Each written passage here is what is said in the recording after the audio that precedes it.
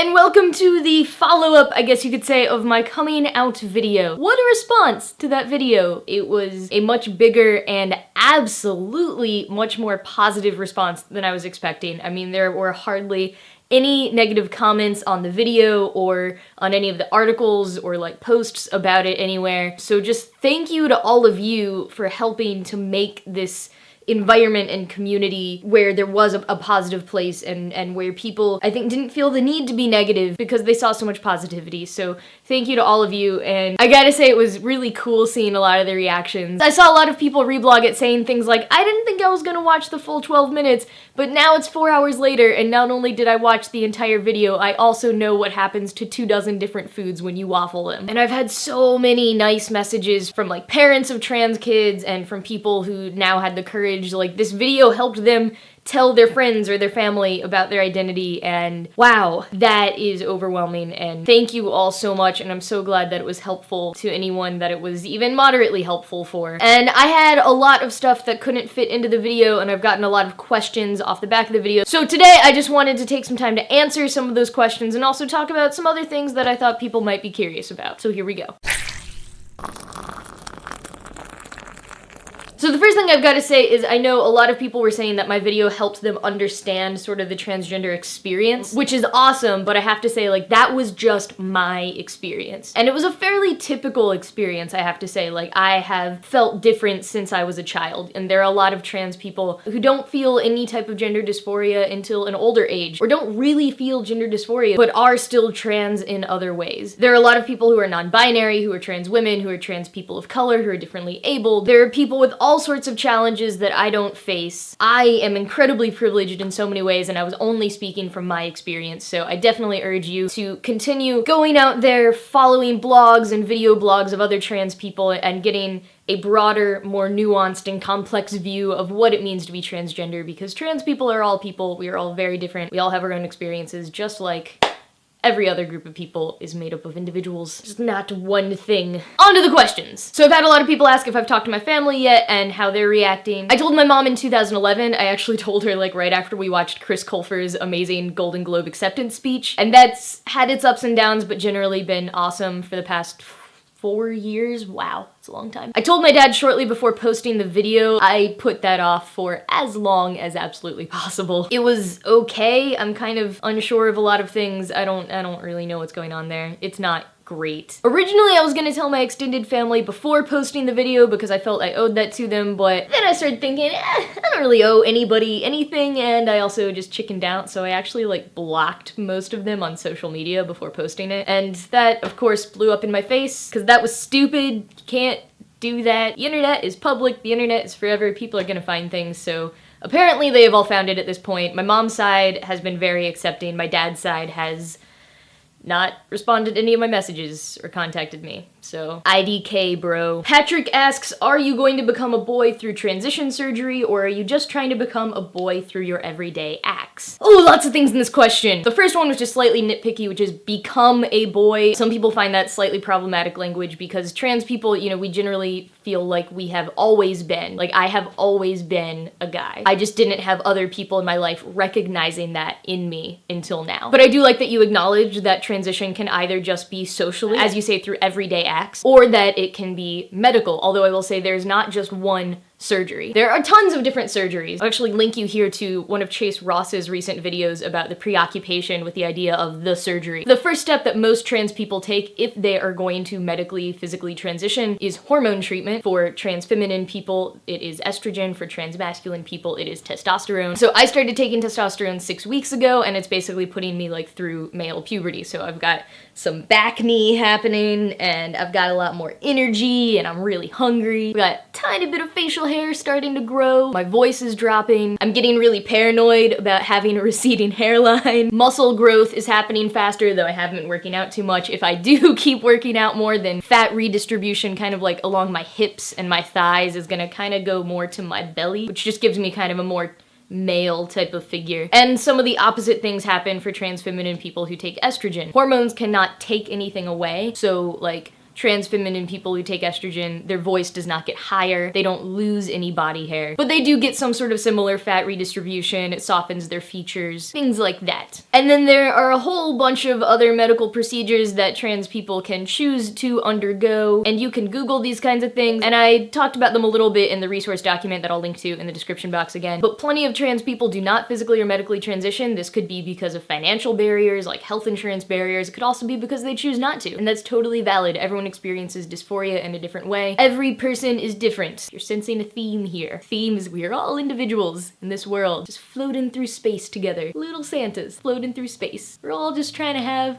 the best lives we can with the cards that we've been dealt. So if someone can't help but find you attractive as a woman, does that bother you? Yeah, it does. I mean, like, I want to be nice here. I do get where you're coming from, but like, yeah, it bothers me. That was a huge source of my dysphoria when I presented as super feminine. Even though I was trying very hard on purpose to look like an attractive girl, it still bothered me when people found me attractive because that just wasn't who I was. And it especially bothers me now because I've communicated that I would like to be seen and perceived as a guy, and even though I barely pass at all right now, like, that shouldn't matter. Telling me that you find me attractive as a woman feels demoralizing and very disrespectful of my identity. Even though I know that you mean well and you said that you can't help it, just try to like rewire your brain and your way of thinking about people. Can you just see me as attractive as a person? Like, that would be awesome. Lori P asks, did you know there is an Australian cricketer named Jackson Bird? Yes, I did. And I feel a little bit bad for the dude that for about a week, all of his tags online were just filled with Jackson Bird comes out. I hope I didn't cause him any problems in his personal life. Megan and lots of other people are curious about the molecule tattoo on my arm. What is it? It doesn't exist. I do not have a tattoo. I don't have any. Okay, that is a temporary tattoo. But I don't have any tattoos. I just draw on myself a lot, and I drew on myself with a Sharpie the day before shooting that video and then realized, oh crap, gonna regret that one for a while. The molecule tattoo was the molecule of testosterone, and then right here I had an upside down Deathly Hallows symbol with the trans symbol inside of it, which my friend Ari made into a button, which is super cool. And then on this wrist, I just had the normal transgender symbol. I guess I kinda had something on my mind at the time. Melissa Lawson wants to know, how do I dream about styling my beard? Well, no huge plans at the moment. As you can see, I've not really grown much facial hair. I do have to kind of shave like around here like once a week, barely. I'm at that phase where if I don't clean it up, it just looks like I have dirt on my face. Yeah, I don't know. My brother has had a full beard since he was like 14, but we seem to have completely opposite like endocrine genes, so I don't really know what'll happen for me. If I can get like some decent scruff in a year or two so people stop thinking I'm 12,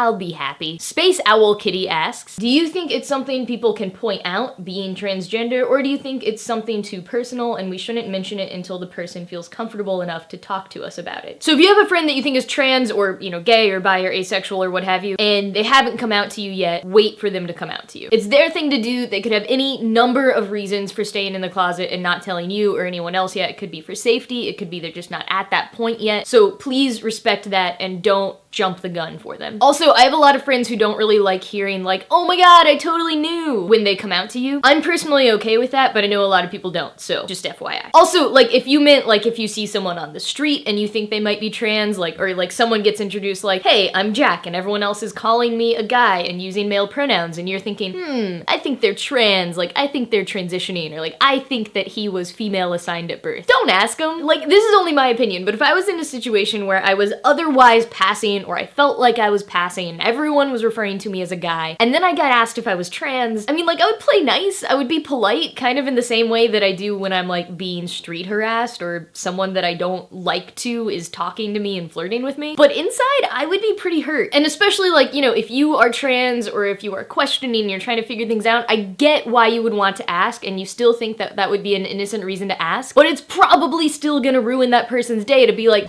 I thought that I looked like a guy and clearly I'm doing something that's making me obviously trans. You know? Try to resist the temptation. Also, maybe you met someone and you're just not sure what their gender is. In that case, it's usually okay to politely ask like, what are your preferred pronouns? And try to be like discreet about it. Don't do it in front of everyone and make a big deal of it. Like if you're in a group of people, maybe just pull them aside really quickly and quietly ask like, what are their preferred pronouns? And then respect whatever they tell you. Sometimes people like me are total douchebags and don't make it easy easy for you. For the past year, if someone asked my preferred pronouns, this was my response. Pronouns suck, right? That doesn't really leave the other person with many options. If someone gives you an actual answer like my pronouns are they, them, then respect that. Does testosterone waffle? Let's find out! How does one go about figuring out their gender identity? Because it's kind of stressful, to be honest. Oh, I don't even have a real answer for this one yet. Because you're right, it is stressful. It's hard. Just do you. And take whatever steps you need to take to do you at any point in time. And don't worry too much about what other people think or like, is this just a phase? If it is a phase, that's okay. You should still do whatever you need to do to be you in that particular phase of your life. Now, obviously, this gets complicated with some decisions that are more permanent, like some aspects of hormone treatment or medical procedures, but if it's just like you need to be presenting in a different way or using a different name or pronouns or having other people think of you in a different way, because that's who you are, at least for now, that's fine. And last question, how are you feeling? Pretty awesome. Thank you for asking. And really quick, there were a couple of things that I didn't get asked that I did just want to say. First one being, it was not my idea to play Harry Potter on the HP Alliance's YouTube channel. I just want to clear that up once and for all. I don't know why, but I feel a little weird about people thinking that I was just like sitting in my room and decided to dress up as Harry Potter, and people maybe thinking that that was like me exploring my gender. Wasn't. My old boss, Paul, came up with the idea. He's written most of the scripts. I don't even really write the scripts for that character. Number two, I am actually making a documentary of my transition. It's also like about other things. It's about the production of this other project that I'm working on, and I'm hoping that we'll get to explore kind of a lot of the idea of like community and identity formation through online fandom and online communities and online video. My production crew is going to be coming with me to VidCon and GeekyCon, so watch my social media because we want to interview a lot of you if you are going to be there, and so I'll have more information about that coming up soon. And there are a lot of other projects that I am doing to document my transition, so I'm doing most of it for my own personal use and not making any of it public, but I did recently decide to put up this one thing that I've been doing for my voice on SoundCloud. It's really not interesting, especially if you're at all familiar with FTM transitions, but link in the description box if you are interested. And I'll be putting videos on my second channel, like I said, so you're welcome to subscribe to that. Otherwise, most of the stuff that I'm doing is either things that I'm keeping private for now, or they are longer extended projects that I will be releasing in like a year or so. So, sorry, gotta wait a little on those. I'm still growing. You gotta wait for my body to change before I